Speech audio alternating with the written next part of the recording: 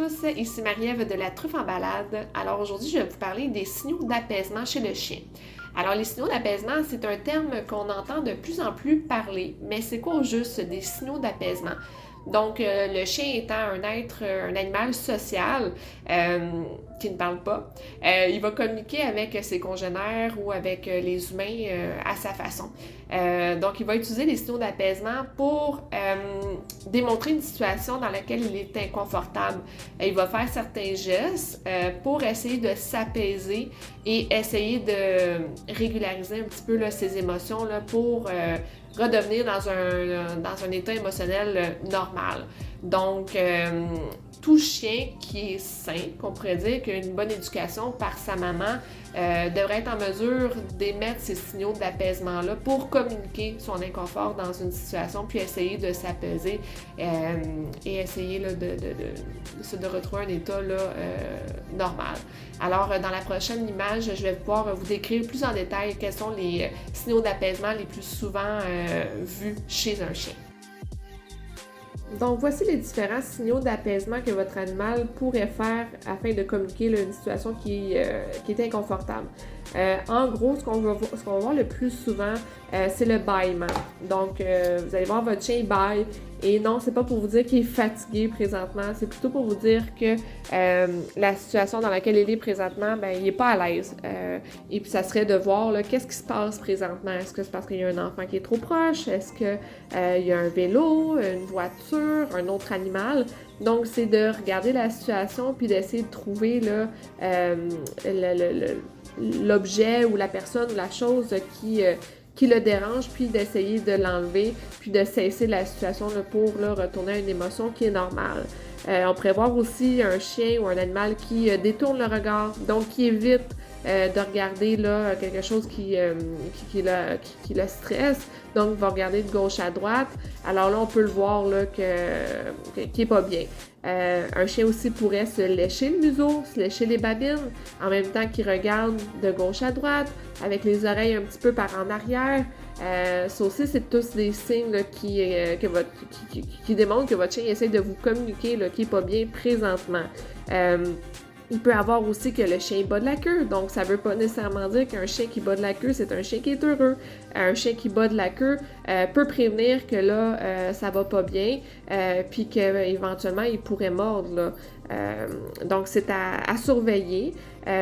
Ou sinon aussi, là, un chien que vous allez voir qui se secoue. Parfois, ça peut dire que c'est un genre de reset, entre guillemets. Donc, il y avait une situation inconfortable. Il se secoue. Donc, l'animal, il essaye par lui-même de se remettre dans une émotion là, normale. Mais il y a d'autres signaux que vous pouvez voir sur l'image.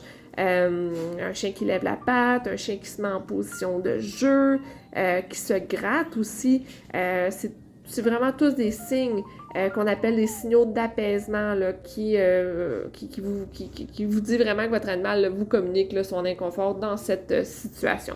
Et voilà, donc c'est ce qui résume en gros là, les signaux d'apaisement. Une autre chose qui est importante de savoir, c'est que quand vous voyez un chien qui commence à faire des petits signes comme ça, qui se lèche les babines, qui détourne le regard, qui essaye de s'en aller, ou que par la suite qui va grogner, qui va lever les babines, c'est important de ne pas réprimander tous ces comportements-là parce que c'est une séquence que votre animal fait présentement avant d'en arriver à la morsure. Un chien, ça ne parle pas. Nous, les humains, quand on n'est pas bien dans une situation, souvent on va s'en aller ou on va le dire à la personne qui est devant nous que là, ça ne fonctionne pas, puis on va essayer de régler la situation de nous-mêmes, là. Soit par la fuite ou soit par... on va essayer d'affronter la situation où on va figer. Donc, l'animal, c'est un peu pareil, sauf que malheureusement, il n'a pas les mêmes outils que nous. Alors, lui, quand il arrive une situation que, ouf, là, ça fonctionne pas, je suis pas bien, il va utiliser la communication que lui, il a disponible, là. Donc, il va utiliser ces signaux d'apaisement-là. Si par la suite, on le laisse dans la situation qui n'est pas confortable puis qu'on la cesse pas immédiatement, là, les signes vont augmenter en intensité parce que l'animal, lui, il voit que ça fonctionne pas, fait qu'il va essayer autre chose qui est dans sa petite balise pour faire cesser cette situation-là. Donc, il va faire des signaux d'apaisement. Par la suite, il pourrait commencer à grogner, à lever les babines. Et c'est encore là, bon, on laisse faire, on laisse l'autre chien à côté de notre animal ou peu importe la situation. Là, la prochaine étape, ça se peut que après le grognement, que l'animal, là, il va en arriver à la morsure. Parce qu'il va avoir essayé d'autres alternatives avant, mais qui n'auront pas été efficaces. Donc lui, sa seule option pour cesser, s'il n'est pas capable de fuir, s'il n'est pas capable de faire comprendre à l'autre animal ou à la situation que ça ne fonctionne pas, il va en arriver éventuellement à la morsure. Donc c'est ce qu'on ne veut pas qui arrive, ça c'est sûr et certain. Mais nous, en tant que propriétaire d'animal, on a aussi un rôle à faire, c'est-à-dire de bien comprendre la communication de notre chien, de voir ces signaux-là, puis de s'assurer que s'il y a une situation qu'on voit que notre chien n'est pas confortable, bien de la cesser, parce que sinon notre chien il va trouver lui-même la solution, puis bon, malheureusement ça peut en arriver à la morsure, comme encore une fois les humains. S'il y a quelqu'un qui nous fait peur, qu'on lui parle, qu'on lui dit de reculer, de s'en aller, qu'il reste là, puis qu'il continue de nous faire peur ou qu'il continue à nous menacer, ben ça se peut qu'on arrive, qu'on va se défendre, qu'on va donner un coup de poing ou qu'on va le pousser ou qu'on va faire quelque chose là, pour nous sauver si on n'est pas capable de fuir. Là. Donc c'est un peu la même chose chez le chien. Alors c'est important de pas, comme je disais, de pas réprimander qu'un chien grogne ou effectue des signaux d'apaisement parce qu'il vous dit que là ça fonctionne pas, puis que si on le réprimande, qu'on lui donne une tape, qu'on le choke, qu'on lui dit non, ben le chien, il va comprendre qu'il n'a plus le droit de faire ça. Fait qu'est-ce qui va arriver? Ben il n'y aura pas de séquence, puis il va aller immédiatement à la morsure.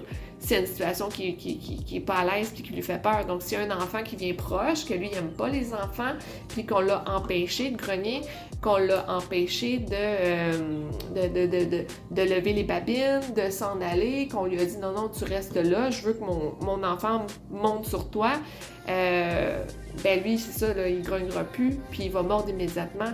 Et là, bon, malheureusement, ça se peut qu'il y ait des personnes qui décident de faire euthanasier son animal, ce que je peux comprendre, sauf qu'est-ce qu'on aurait pu éviter cette situation-là en réfléchissant, en comprenant mieux la communication de notre animal. Donc, c'est tout ça que je vous invite à faire, à avoir une bonne réflexion là-dessus.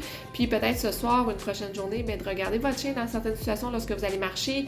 Si vous allez au parc à chiens, de le regarder, de regarder les autres chiens alentour, comment ils communiquent entre eux pour bien comprendre ça, puis d'éviter des situations conflictuelles le plus possible. Alors, ça m'a fait plaisir de discuter de ça avec vous aujourd'hui et je vous souhaite une bonne journée. Au revoir!